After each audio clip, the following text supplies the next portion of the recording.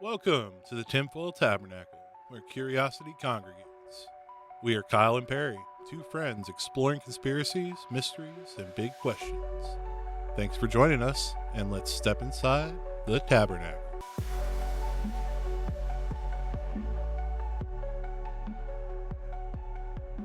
I'm Kyle, And I'm Perry. and this week we have a special guest. Would you like to introduce yourself, sir?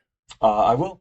I'm David Waddell. I go by Pastor David with my friends and family, specifically any of my friends that game with me. That is my online handle at Pastor Davo, Davo. Just don't call me Dave, and we'll get along just fine. All right, we'll refrain from that, sir. All right. Today, we are three Christian guys exploring conspiracies, cryptids, and the strange corners of culture, all through the lens of curiosity and faith. We do not claim to have all the answers, but we ask the questions. This week's segment of Fact or Folklore. Welcome to Fact or Folklore, the only game where the truth is stranger than fiction and fiction is just plain weird. Here's how it works.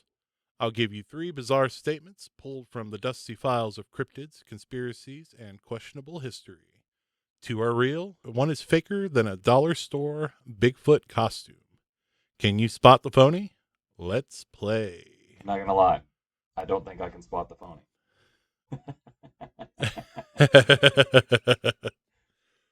All right, round one. In 1977, a radio telescope in Ohio detected a mysterious signal known as the WOW signal. Number two, the U.S. military once trained raccoons to detect hidden landmines. And number three, the Jersey Devil is said to haunt the Pine Barrens of New Jersey. I'll let you guess first so you don't cheat off me. Well, of the three, to me, what seems the least likely is the wow signal, because I feel like raccoons are intelligent creatures and could very well be used to detect landmines, and the Jersey Devil thing sounds like Tuesday coffee shop talk. So I'm going to say that the fake one was the one about the wow signal. Yeah, the fake one, I'm almost certain, is the raccoons. And the wow signal is one of the most renowned signals we've ever gotten that people believe is some sort of extraterrestrial communication. Perry, you are correct. The U.S. What? military did not train raccoons to detect hidden landmines. They trained cats to do that. Well, I feel like they're messing up. The 1977 radio signal, though, yes, it was the reason it's called the WOW signal is when it came through. The scientists that reviewed it basically circled it and wrote WOW next to it. Round two. A chupacabra was captured alive in Texas in 2008 and displayed at a local zoo. Two. In 1943, the Philadelphia experiment allegedly made a Navy ship invisible. And number three, the Loch Ness Monster was once granted official protection under Scottish law. You have to go first this time since you won last round. It's like disc golf. I'm going to say the first story was the phony. The The chupacabra one? chupacabra Yeah. being It's got to captured. be that because the chupacabra has never been captured. Elsewise, it wouldn't be classified as a cryptid, in my opinion. It'd be classified as a creature, and there'd be no questions about it. Yep. No, I mean science wins this one out. You both are correct. Uh, there has never been one captured, though many have been claimed to be seen. A little tidbit about the Philadelphia experiment. Supposedly, not only did it turn the ship invisible, but it teleported it to, I believe they said it was West Virginia, and then back to the Philadelphia area. I actually remember reading about that story specifically. Yeah, and it said like there was sailors that got caught like in the walls and stuff. Yeah, and the in-betweens. Yeah, I remember Yeah. that. I remember that specifically. Now they even did a whole video series about it. Basically, when they started tapping into the whole PTSD thing and everything, they did a whole oh, what was the name of the movie? It's probably called the Philadelphia Experiment, but yeah, they did a whole movie about it. It was crazy. All right, round 3.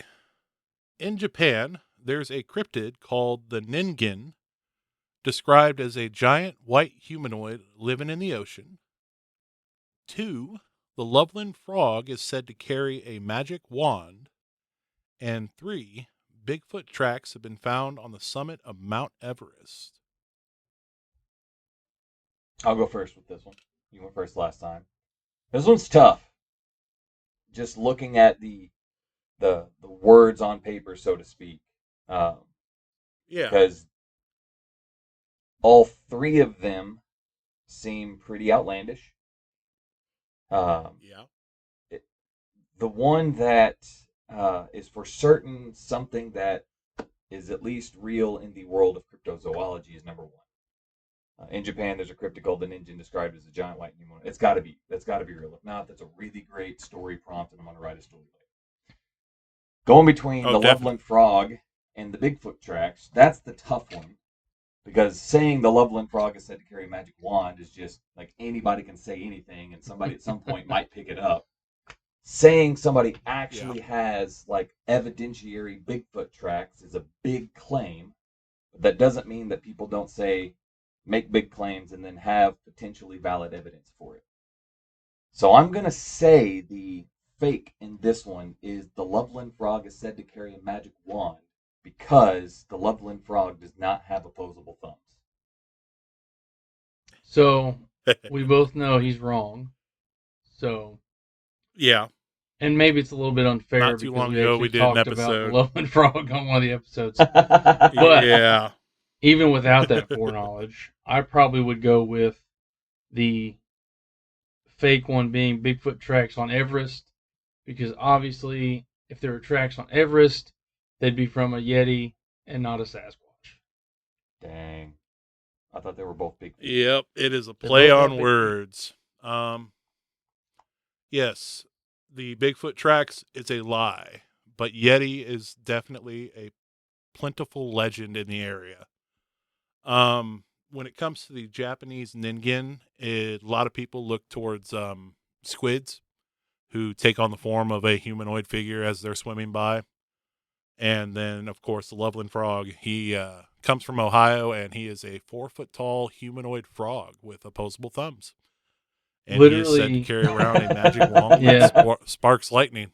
literally just a 4-foot frog that can walk, and for some reason has been reported to have a wand.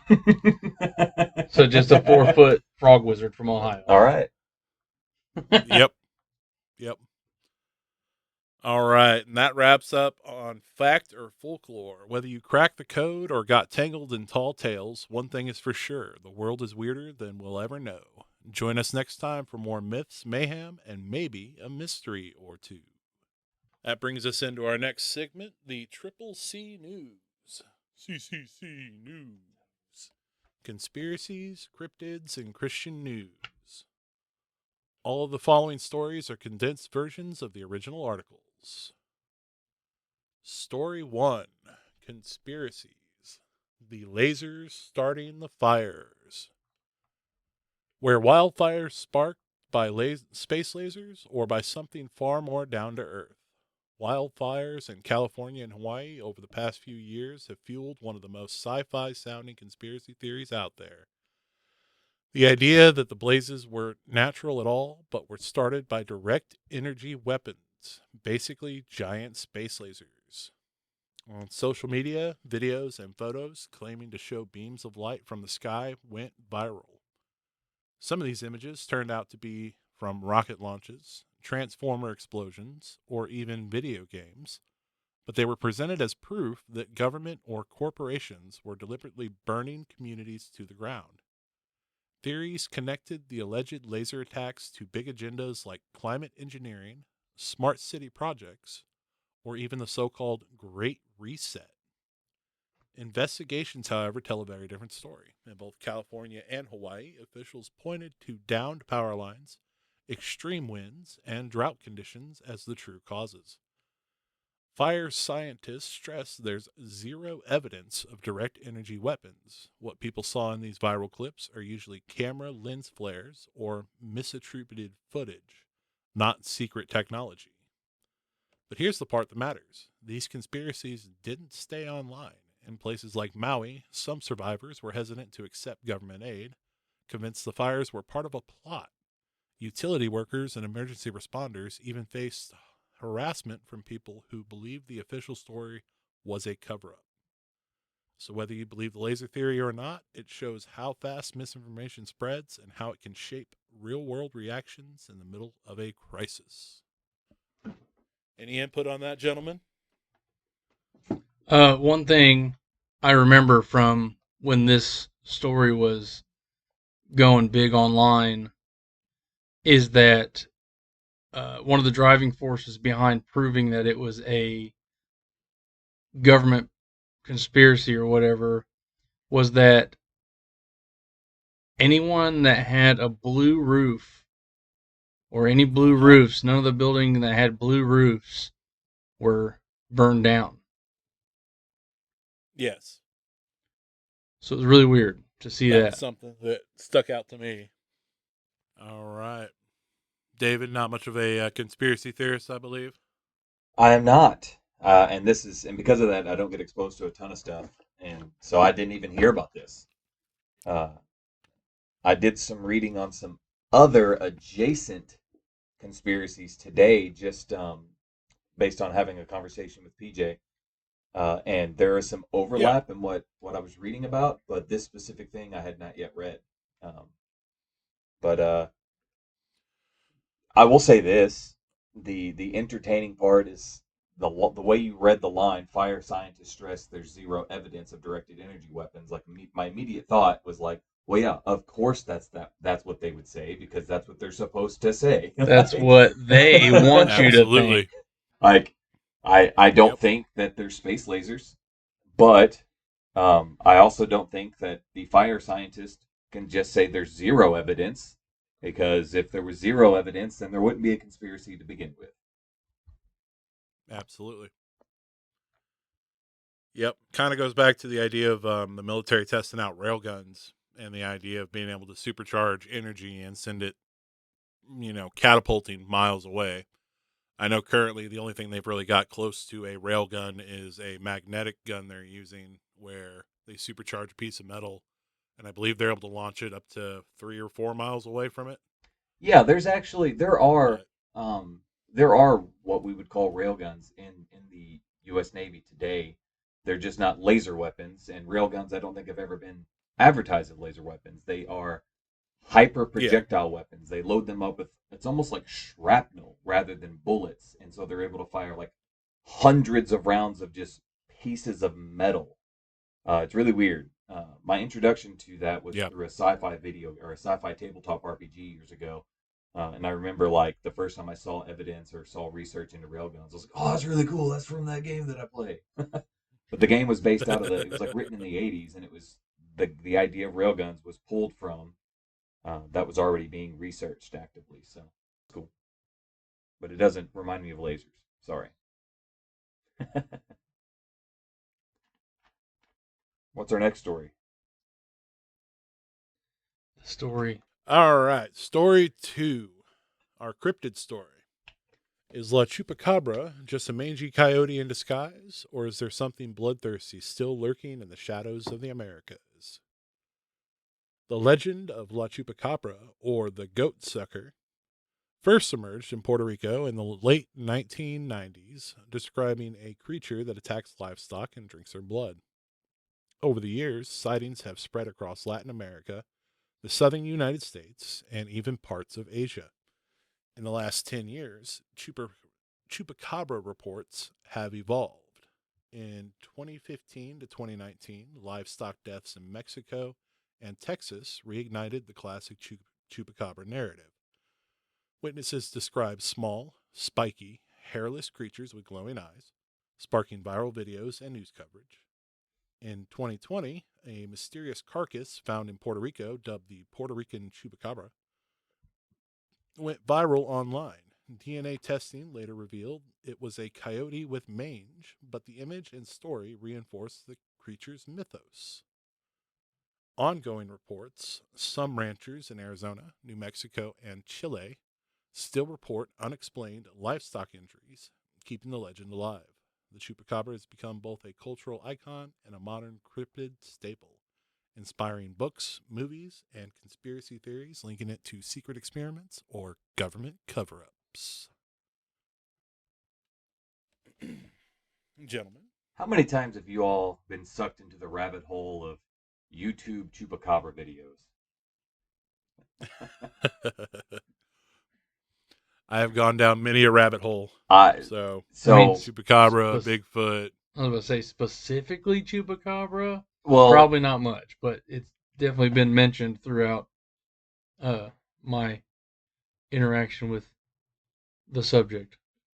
what I can say is, years ago, there were two types of videos on the internet that I just couldn't stop watching. One was World Star Street Fights. I would spend like 5 hours just watching people fight each other and cell phone camera Yeah. footage. And the other would be, at some point somebody would ask a question about something supernatural or something cryptozoological, and I would be like, oh yeah, that's a thing. So maybe it would start with a ghost story, it would start with a report of a Catholic exorcism or something.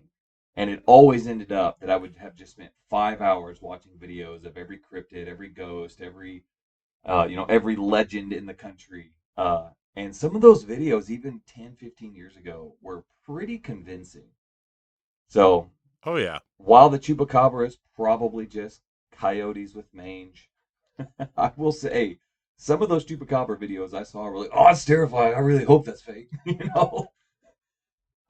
Oh, no, definitely. Like, I remember seeing some of those videos early in the early days of YouTube, and some of those things, they would just scare the crap out of me, dude. Yeah, dude, they're terrifying. So, Uh, oh, definitely. Just the idea of it. I just feel bad for the goats. All those poor goats.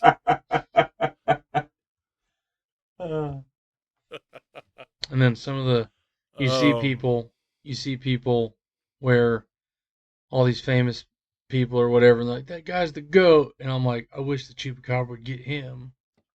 Wow. Not appropriate, sir. Not appropriate. Oh. All right. Goat vampire aside, let's move on to story number 3, our Christian story. Prayer in public schools. Is a new chapter beginning where students can freely express their faith and experience moments of prayer in schools again? In today's Christian news, President Donald Trump has once again put religious liberty on the spotlight. On September 8th, 2025, he announced plans to direct the U.S. Department of Education to introduce new guidelines aimed at protecting the right to prayer in public schools. Speaking at the Museum of the Bible in Washington, D.C., Trump expressed concern over what he called grave threats to religious liberty in American education. While he didn't provide specific details on the new measures, the announcement has already sparked controversy nationwide about the role of faith in public schools. Supporters praised the move as a defense of students' constitutional right to pray and express their beliefs. Critics, however, warn that any government involvement in religious activities could blur the lines between church and state. Whether you see it as a victory for religious freedom or a potential legal quagmire, one thing is clear: the debate over faith in public schools isn't going away anytime soon. Now, I would like to preface that we don't use this show in any way, shape, or form to push our own personal political agendas. So this isn't a story in support of Trump either way, but we are Christians and we do believe that our faith and prayer should be protected things, just as they are for any other religion. So, gentlemen, any input on your points? This story is an interesting one for me. I've spent my entire life in the Midwest, in the Bible Belt of the United States. And so I've never not been allowed Me to as pray in well. school. Like, Yeah. the only thing that I can perceive that has ever changed is there used to be a time of mandated prayer in school that was removed. Yes. But I've never seen a student's right to assemble infringed upon. And I don't know if that's because I'm from the Midwest, from the Bible Belt, from a region that is very highly and publicly Christian just through the population, or if it's because this stuff gets conflated in the media and there is just a narrative to purposefully create division. Absolutely. But I don't know. I mean, when it comes down to it, I think that's pretty much one of the big pushes of mainstream media anyway, is just to create division regardless. But Yes. just like David, Yes. I've never had to face a time where people weren't allowed to pray in school. But as a Christian, obviously, I think we should be allowed to. But as an American, that means that anybody should be allowed to as well. So if we're going to allow prayer in school, that has to be across the board, I guess, for everybody. We can't just push. Yeah. We can't just say, well, you can pray to Jesus, but you're not allowed to pray to anybody else. Because then, Yeah. that is a constitutional violation at that point. Yeah. So if we're for freedom of religion, we have to let people pick any of them that they want to, and we can't really tell them no. So if this is a prayer and religious freedom across the board thing, then I guess that's good for America, or at least the Constitution it abides by. If it's specifically referring to Christian prayer only, then we are failing constitutionally. Yes. Which is, of course, the question: is this a victory for religious freedom or a potential legal quagmire? And the reality is, it is a potential legal quagmire, depending on how the measures get implemented, what sort of language is used. I will say from personal experience, again, being from the Bible Belt, religious liberty has never really been infringed upon. And so much so that while students acted like teenagers and bullied one another, I've even seen a pretty healthy, as far as like constitutionally healthy, representation of like New Agers and people who practice tarot and did these things that we as Christians wouldn't necessarily want to see as Christians going on in the public sector. I've never seen a school prevent a student from practicing their religion, even if their religion was something New Age or alternative to just being Jewish or Christian. So that's been kind of cool in my experience. But again, I live in a, I've always lived in a small town. We all currently live in smallish towns. I don't know what y'all's experience have been as far as in major cities where this stuff is a lot more controversial, but I've never seen personally anything other than everybody get to do what they say they want to do, other than the fact that students bully each other, but that's a whole other conversation. Yeah, it's a whole different thing completely. Yeah. No, I went to high school in a very large community in St. Charles, Missouri. My graduating class was well over 1,000 people. I'd like to say it's well over 1,500, but I think it fell somewhere between 1,500 and 1,000 people. And the only thing I truly noticed, I graduated in 2007, so the biggest thing I noticed was we quit doing the Pledge of Allegiance in middle school sometime. And it seemed like after that, it was never really done again. And I remember specifically the part about, in God, indivisible was the reason that we quit doing it. We were forcing students who didn't believe in God to say they believed in God. Outside of that, though, we had a few Muslims that would pray during lunch or, at their specific times of day. The tarot kids were everywhere. New age stuff was popping up left and right. I was Christian for I've been more or less, well, I would say I was Christian growing up. I was Christian because it was, more of a hype than it was a personal belief. It wasn't until my adult life that I truly, found Christ. You were just Christian. But You were just Christian for the chicks back then. I was Christian adjacent. Yeah. You were a cultural I Christian would because you go were to raised in a churches to hang. Christian culture, quote unquote. Yes. So, I mean, seeing my rights infringed was never a big thing. We never really, and like you said, it was mostly just kids bullying kids to be, buttholes.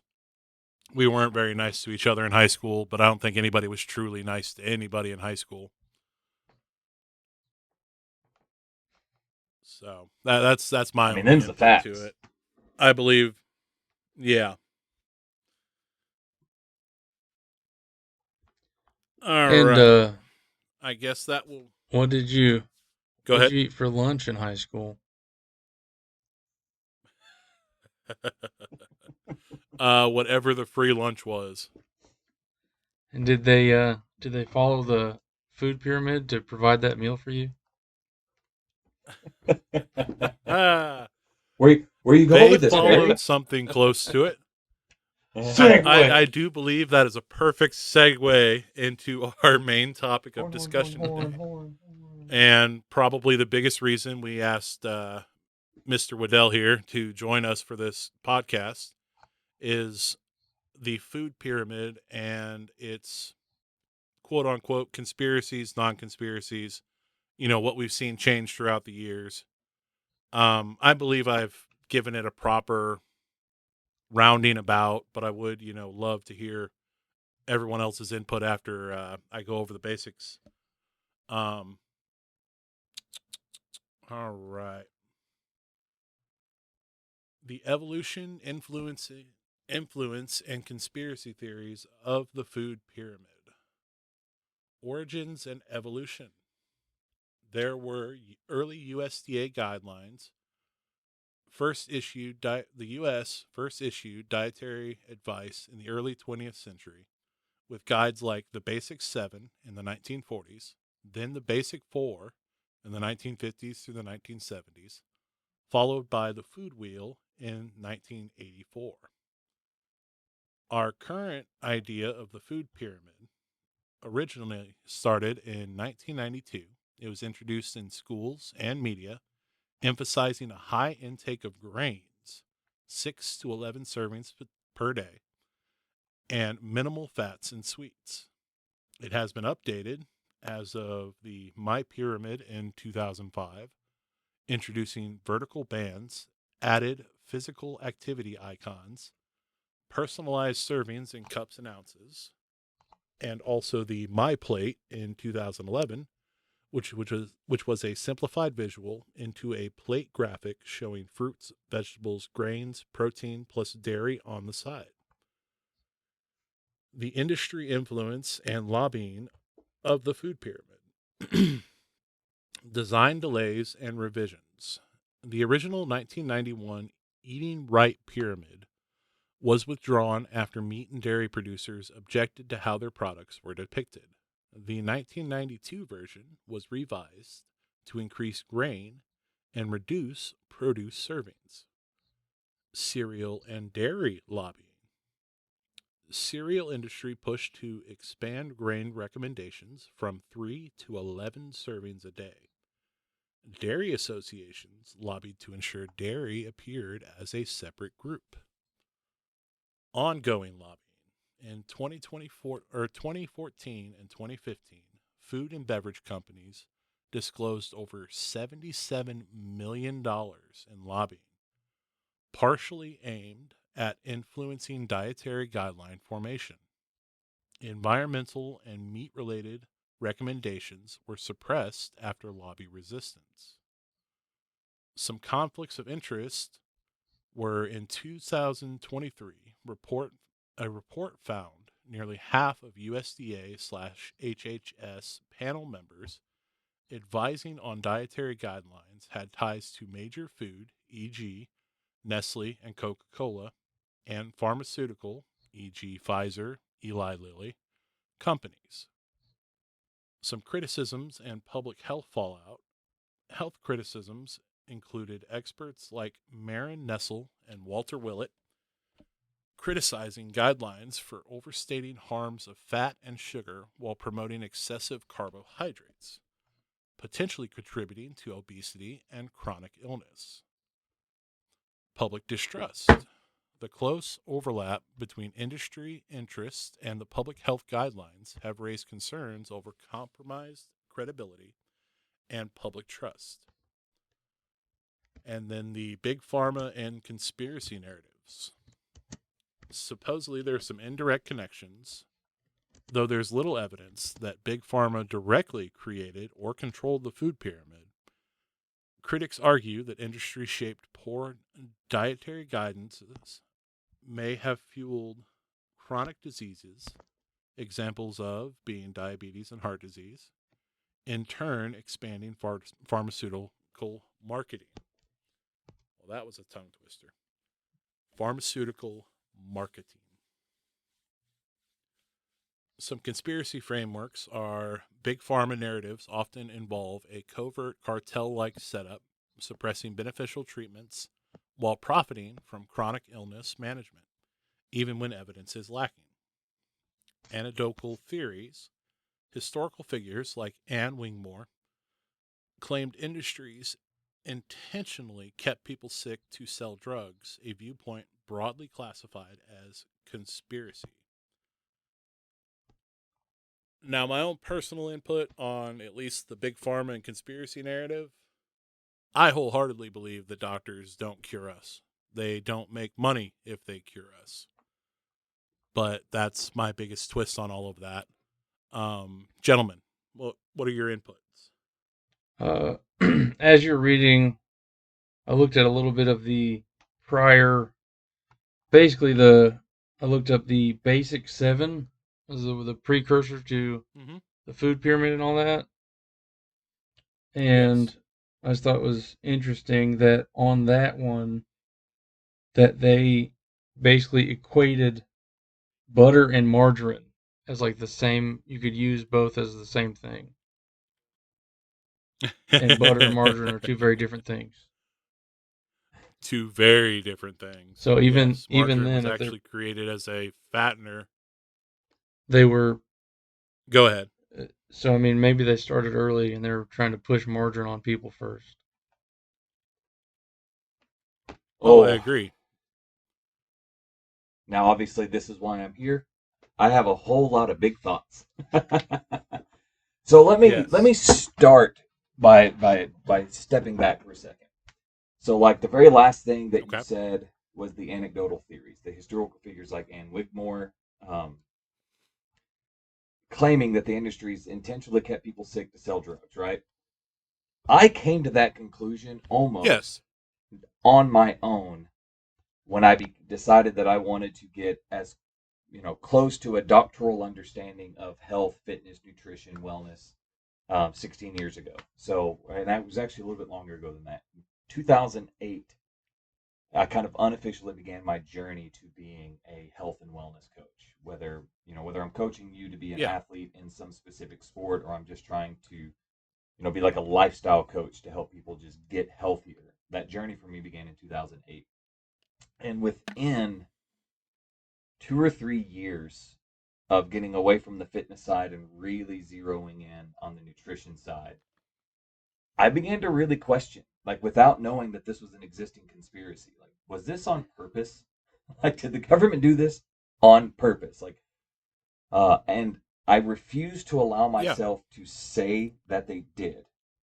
But there is a lot of anecdotal evidence that would seem to back it up that this was something on purpose. So it's a pretty interesting thing to really go through, looking at what we know about nutrition and what we eat, what we actually knew about nutrition whenever the government began implementing national food guidelines. And then when Big Pharma became what we would now call Big Pharma, because it hasn't always been that. Medicine has existed for quite a long time, but the incorporated pharmaceutical industry did not exist until shortly after the government stepped in and said this is how people should eat. So that's my starting place, and I'll Yes. defer to you all for a second. I'll step in and just tell a personal story concerning this, I think, pretty heavily. Well, right now, I'm very off track, as Coach Waddell will tell you here. But back, I don't even know how long it's been, a year, 2 years, somewhere in that range, I had decided to try to do something about a diabetes diagnosis that I have had for probably close to 15 years now, coming up on it. I didn't realize it was that long. Yeah. Mm-hmm. And I actually started the carnivore diet, so basically all I would eat is meat, and at the time, I was actually pretty close to being strict, what they call beef, butter, bacon, and eggs. Yeah. And during that time, I did that for several months before I quit for some silly reason. And during that time, at one point, I had a continuous glucose monitor attached, basically for right around the first 2 weeks of that. And during that 2 weeks, you could watch, because the data was collected over 2 weeks and they gave me a readout. You could watch from when I started, my sugar would bounce as high as 400. And it's not good. Yeah. The normal range is somewhere No. like 80 to 120, I think they say. So, Yeah. and through that 2 weeks, by the second week, just eating the meat, just doing the carnivore diet strictly, my sugar had returned to normal levels and stayed within normal levels from there on out. The doctor I went to at the time that gave me the monitor told me, he gave me like 5, 6, 7 different medications he wanted me to get on. And basically flat out told me, if you don't take these, you're going to die. And I'm not even joking. Yeah. That's what he said. And his selling point, which is the funny part, his selling point was, I had diabetes, I take all these pills, and I'm doing good.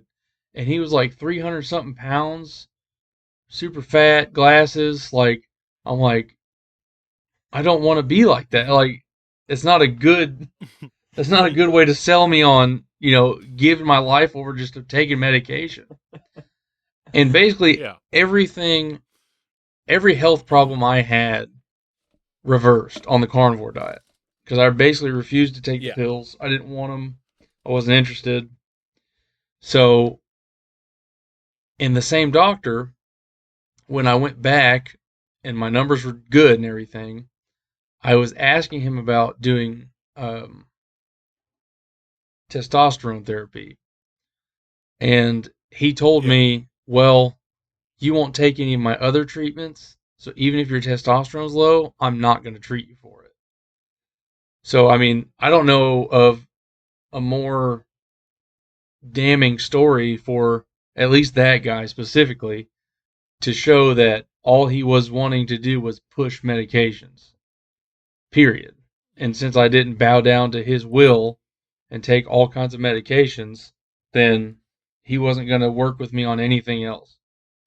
So, it's kind of silly. So I totally reversed all my issues. That's not true. I still had high blood pressure, but I think that's because I never stopped drinking energy drinks during the time. That's the only thing I could point to that may have caused that. That's my guess. I don't know. But May also be that you live in a house with 7 women. Yeah. But so that's my personal experience that I've had directly tied to the at least the pharmaceutical part of all of it. Yeah. I mean, I've gone through my own personal journey as well, being an individual who was almost pushing 600 pounds earlier this year. having high blood pressure for most of my life, being a pre-diabetic up until the beginning of this year, um, where I was officially diagnosed with type 2 diabetes. I've always kind of struggled with the idea of overeating.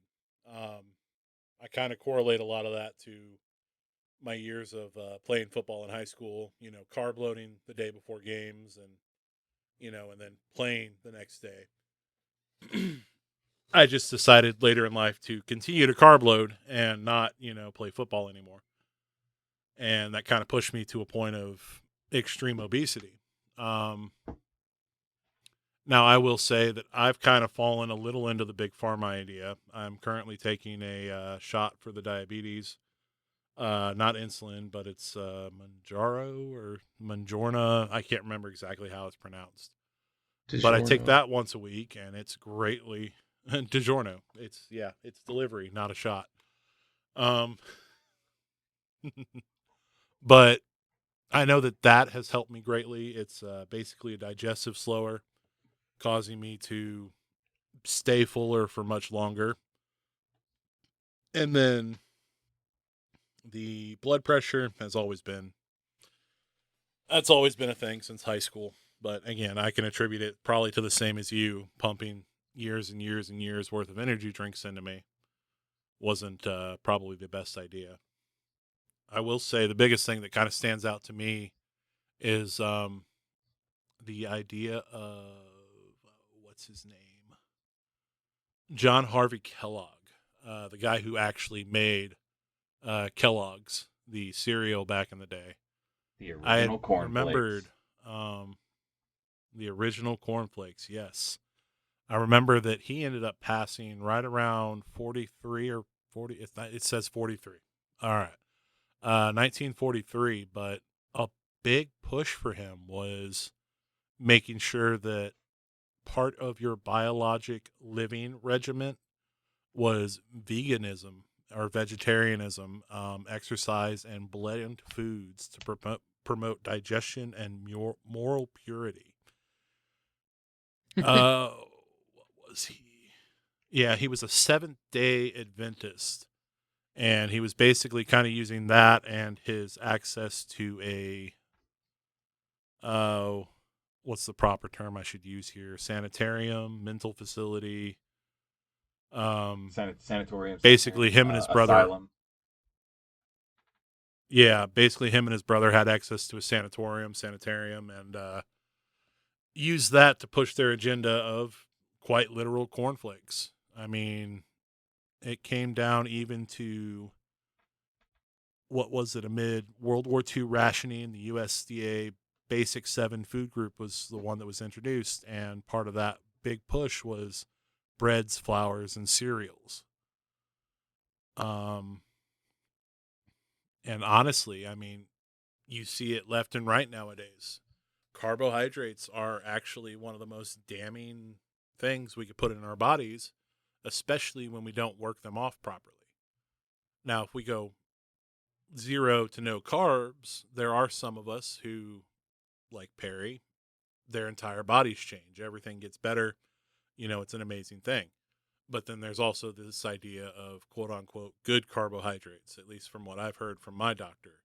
It's like, hey, she has recommended that I go full carnivore, but that to remember that if I start having certain issues, to, at least find ways to either raise my fiber or introduce small amounts of quote unquote good carbohydrates to my diet.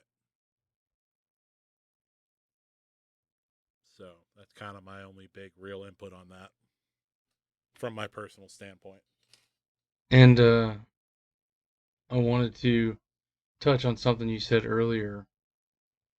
You said that, well, we've been friends for a long time. You even lived with me for a while. Yeah. I spent a lot of time around you. Yeah. You had said earlier that you struggled with overeating, but to me, it always seemed like you were pretty good at it. I'm not high-fiving that. I'm not high-fiving that. Gosh dang it. So, I'm going to address just some basic information from the report that you read, right?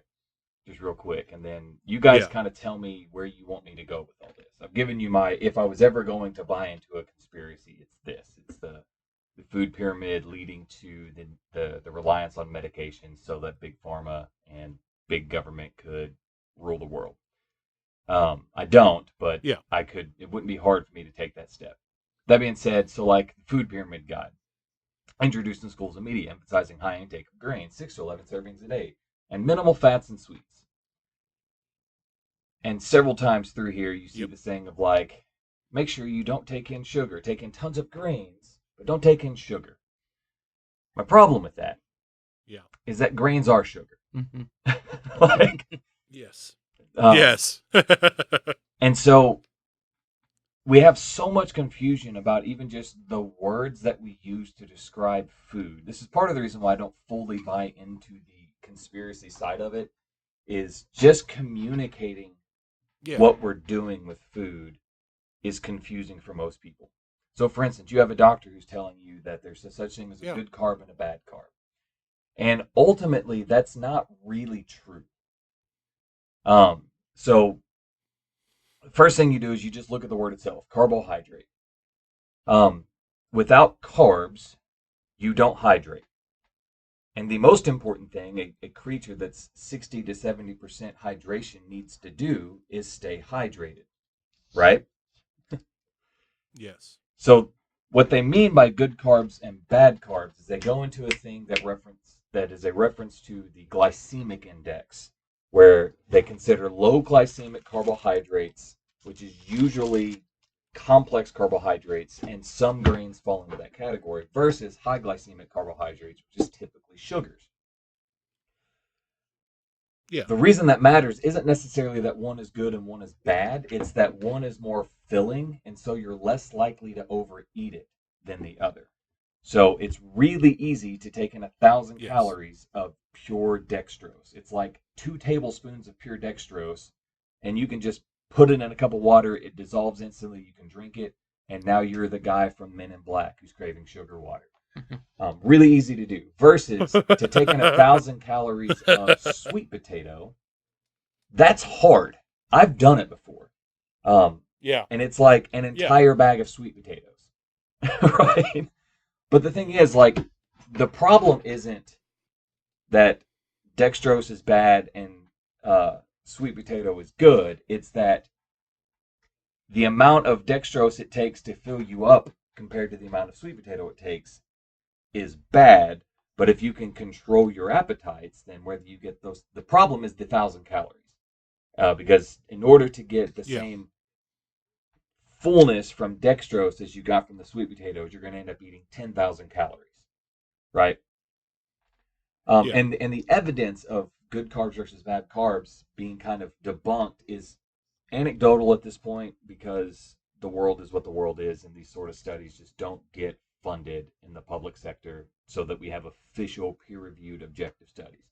But anecdotally speaking, just go to YouTube and Google basically, or go to YouTube and search person loses X amount of pounds eating nothing but, and it'll be Oreos, Twinkies, Crisco, and every single time they just kept their calories at a less than what they need to maintain their current body weight. They lose weight, and all of their blood biomarkers improved, which tells us that the real enemy is not a specific food source, but our inability to control our appetites when it comes to food sources, which is then takes us back to a good food is simply one that you will only eat how much you need. A bad food is one that you can't stop eating even when you've crossed your threshold. So that's my first point. Yes. I'll lobby it back to you guys. So if I'll eat one Twinkie and stop, I should do that versus eating 14 pounds of sweet potatoes because I just can't stop. I mean, yes. If you have a problem where like one sweet potato is just not enough, don't eat sweet potatoes. You know, you're absolutely correct. A thing I heard that I thought was interesting, David was touching on, basically a lot of people just have incorrect education when it comes to these type of things. and it reminded me of the clip from 100%. it reminded me of the clip from the 1,000 Pound Sisters show, and basically the doctor was like, you guys, you can't really drink. Like, I think they were drinking, I don't even know how many cans of soda a day, but she's like, you can't drink that much soda. And she said, well, they always told us you drink one diet soda, it cancels out a regular soda. And that was their philosophy. That's just what they knew. They're like, I can drink 6 Yeah. Cokes as long as I drink Yeah. 6 Diet Cokes too. Oh my god. Yeah. Oh, that's brutal. Yep. Um, Yep. And it was their mother that taught them that. Yeah. Yeah, and that's, of course, Oh. really a major issue in how the obesity epidemic became an epidemic in the United States was liquid calories. Yeah. I actually used to believe that high fructose corn syrup in and of itself was a major issue, and then the more educated I became, the more I realized that, again, it just falls into high glycemic versus low glycemic, and how it triggers your hunger response. Does it control it or does it increase it, right? But that being said, we still, on average, like if you were to go to a European country and order a drink, just the serving size of that drink that you would get is so much smaller than the same price serving size you would get in the United States. And it's awful over here. My wife pointed this out recently to me.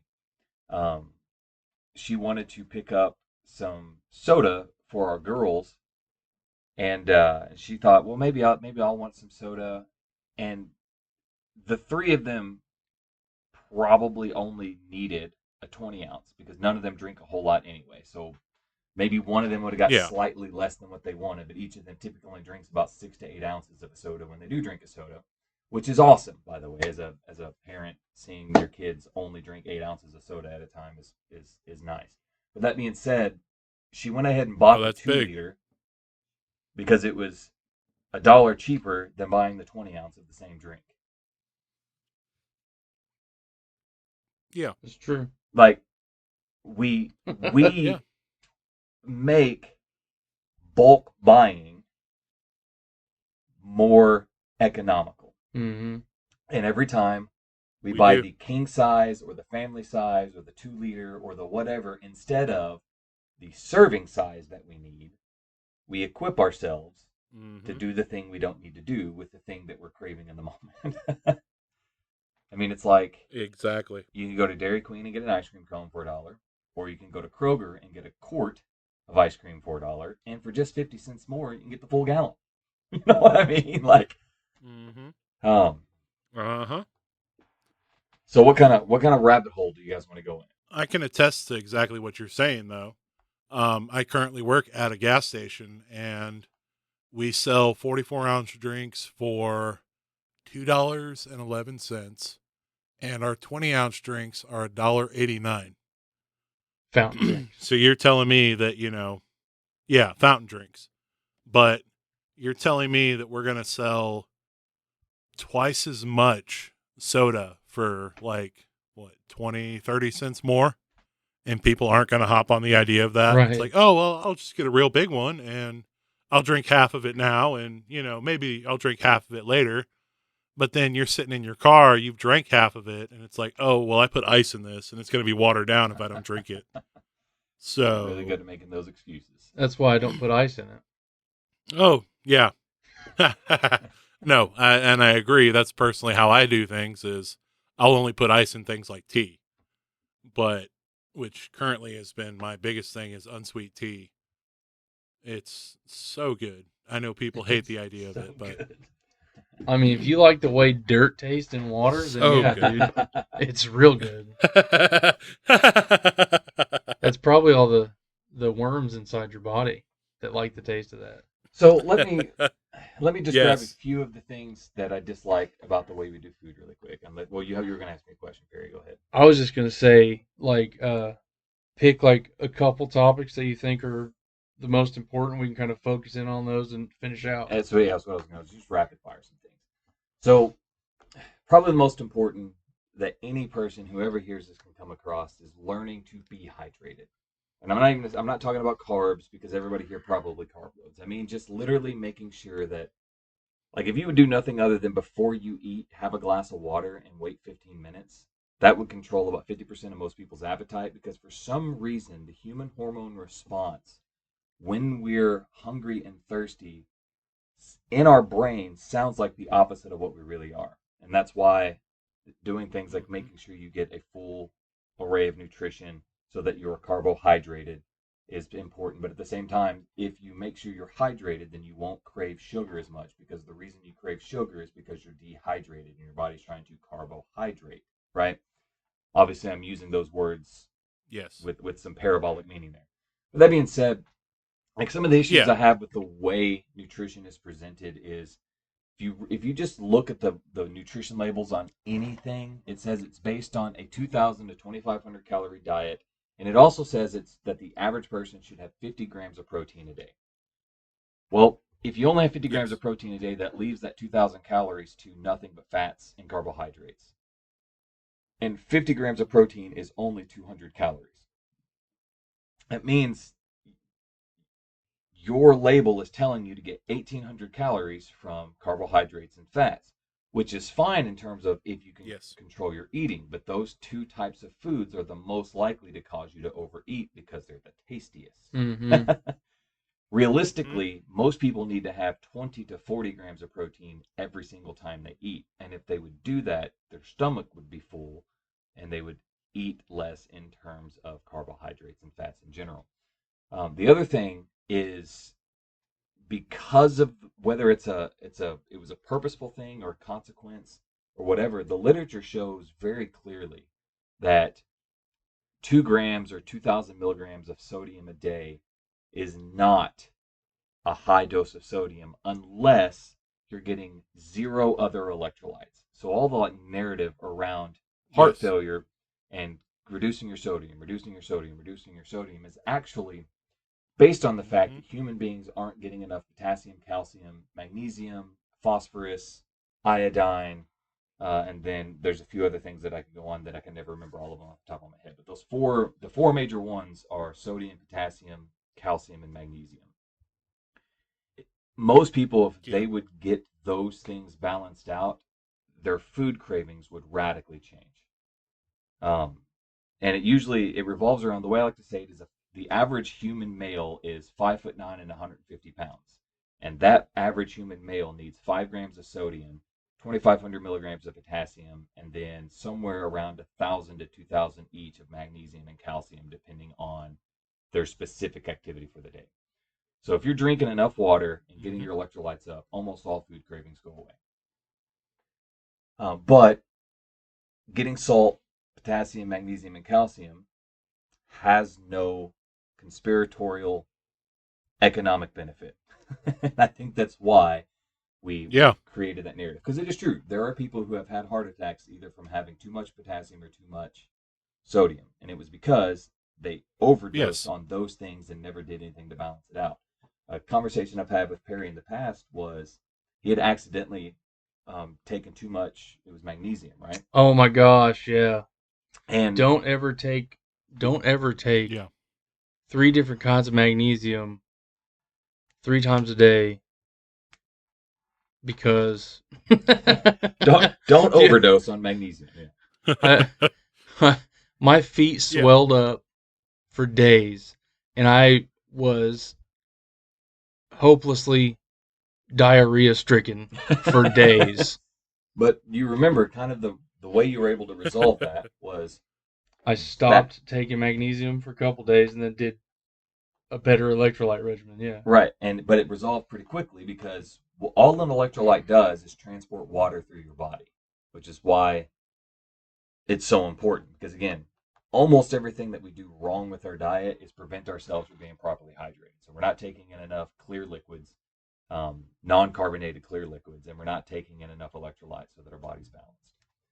We get that started, everything else will fall into place. But it is a simple. But the thing is, like the accident of becoming hypermagnesiatic is that his body could have shut down entirely. It actually could have led him to cardiac arrest. But you never see any literature that says, lower your magnesium intake so you don't have a heart attack. It's only salt. Why? because salt's the most important. And so the conspiracy army goes, well, they purposely did that so that they can give you drugs to control blood pressure instead of telling you actually increase your salt, potassium, magnesium, and calcium. It is what it is. With that being said, the simple answer to all of this is there is probably some, cabal behind the scenes in some measure, maybe not literally like huge worldwide conspiracy, but there's always players behind the scenes who are set to profit. And so the simplest thing you can do is the simple things like eat filling foods every time you eat and don't let yourself go past your daily caloric need. Your daily caloric need is basically your current body weight times 13. And that'll give you how many calories you need a day. So like a 200-pound person times 13 needs approximately, what is that, like 2,000 to 2,600 calories a day. That's all you need, depending on your activity level. And most people are actually eating 2,900, 3,300, 3,600. Then they have 1 or 2 days where they don't eat. And so the next time that they eat, they end up taking in 3 times what they need for one day, making up for 1 day of not eating. And so literally the literature tells us at the simplest that if you could just get your calories under control, everything else will start to fall into place. And then if you do have a specific condition that you might be presupposed towards, it's not the right word there, but for the sake of time, I'll just say presupposed towards. Like, for instance, PJ saying that he was diagnosed with potentially having type 2 diabetes, then you need to worry about the specifics of what you eat because your body is currently having a problem with certain things that you eat. So you just take those things out. But ultimately, anyone, if they would just control the calories they take in, make sure that they stay hydrated, they would be 1,000 times better off. And we wouldn't matter if Big Pharma was actually influencing the government to force us to be unhealthy because we're just going to rebel against that and do the right thing anyway. And that's my soapbox for a minute. Yeah. I'm just saying, don't be fat. No, absolutely. Yeah, I mean, I'm kidding. I understand some of that stuff. There are some individuals making. I think his ultimate point is. Yeah. I'm working on it. It's easy not to be fat, and if you are, it's your fault. I don't think 100%. That's what I said. But... No, and that's the thing. There is a certain part of me that will agree with that, simply because I am a larger individual. I think the last time I was in with the doctor, it was around 538. Hey, it's and it has been a conscious decision most of my life. Yeah, no, I mean, I've made a conscious decision a lot of my life to eat the wrong things and to consume large amounts of what tasted good over, taking care of myself. And it has pushed me to a point where my body is rejecting it all. So the good news I know we joke about it, but it is a conscious decision by every large. Just remember that. One more time. The good news is today is always today. And every day is the day that the Lord has made. Yes. And so while you say I used to, yes, you can also say I now. And I now means now that I know better, I do better. Is that Maya Angelou? Those that know better do better. Yes. No idea. But yes. But yeah.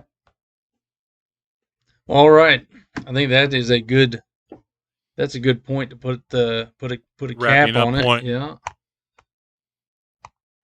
And we will move into the end here. Yes, we will invite listeners to follow, rate, and subscribe. Currently, we have a Facebook group that we have started. Please feel free to reach out to that with your own weird stories, your own favorite conspiracies.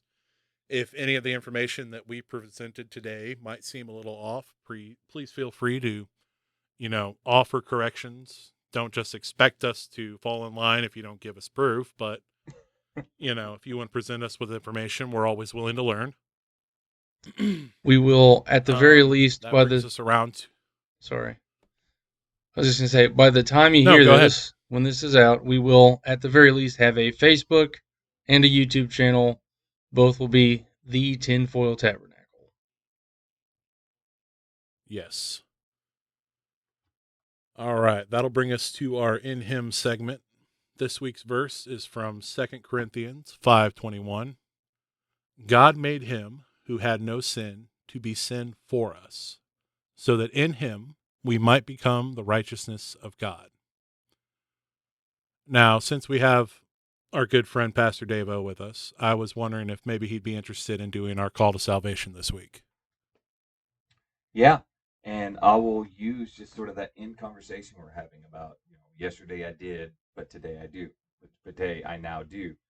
Because if you just go back a few verses, verse 14, for the love of Christ compels us. And so, because he became sin, that we might be his righteousness, his love in us is a compelling force that enables us to do today what yesterday we didn't think we could.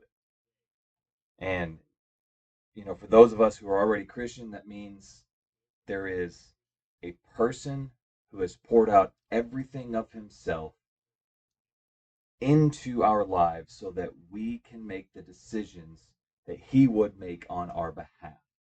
Not because we of ourselves of our own strength are capable, but because him poured into us is the capability to make those decisions. So if I said something in the way that I presented the information that felt harsh, just understand the love of Christ gives you what you need in order to follow that advice. And even if it's just one change leads to 2, leads to 10, leads to a lifestyle that looks different tomorrow than you ever thought it could yesterday. And so Yes. he didn't just die to get you to heaven. And now I'm talking to the unbeliever. He became your sin so that you could become his righteousness. And he didn't just become your sin so that you could become his righteousness in heaven. He didn't just die so that you could go to heaven. He died so that he could compel you in the earth to live a life of example, that as he was sent by the Father, so he sends those who believe to represent the Father and the power of God and the kingdom of God and the radical love and what love can do to change the world changes through you to those around you. So if you don't know who he is, if you've never met Jesus face to face, it's as simple as the Romans wrote, confess with your mouth that Jesus is Lord, and that will empower you to believe in your heart that God raised him from the dead. And the way that faith comes for you to confess with your mouth that Jesus is Lord is by hearing somebody tell you their personal testimony about the lordship of Jesus. Hear somebody impart to you through words and deeds a revelation of Holy Spirit coming to you to convict you of your sin, which has been crucified with Christ, so that you can be convicted of his righteousness, which is now in you to make you just like him. I honestly couldn't have said it any better. That brings us to the end of our gathering, guys. The gathering of the Tinfoil Tabernacle, where curiosity congregates.